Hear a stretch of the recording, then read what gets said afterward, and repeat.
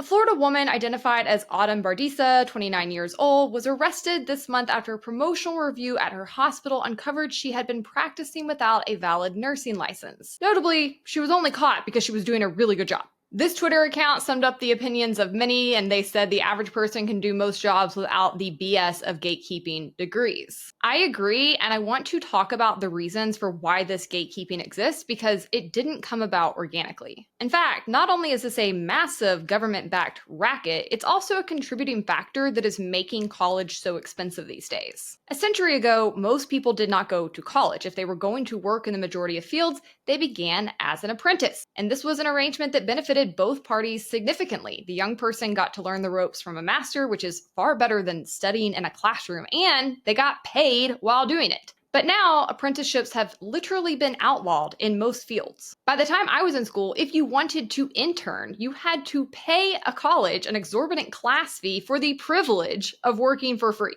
Let's talk about who exactly you have to thank for this. Number one, you should have already guessed it, FDR, the OG villain.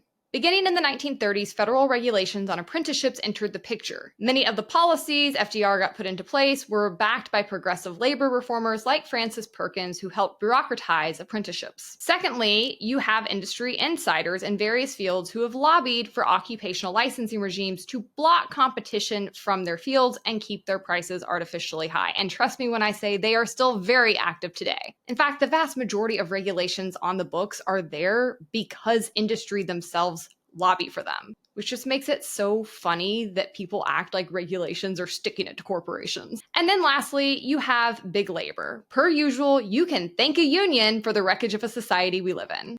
Unions were a big part of why apprenticeships shifted from the old learn on the job and get paid model into something heavily regulated and often inaccessible to outsiders. For decades, they have been the dominant muscle lobbying this framework into existence. Fortunately, there is some relief in sight. There's a piece of legislation that's been rapidly advancing across a number of states throughout the past year, and it shows no signs of slowing down. It's called the REINS Act, and it's a very common sense piece of reform that has many of these types of lobbyists freaking out. The REINS Act says that if new regulations and rules are going to be put in place, they actually have to be voted on by the lawmakers you elect to represent you. Groundbreaking, I know. And so what that means is if people want to put new occupational licenses in place, if they want to come in and create new regulations that make it harder to get a job, they're going to actually have to convince the majority of people that that's a good idea. And it never is.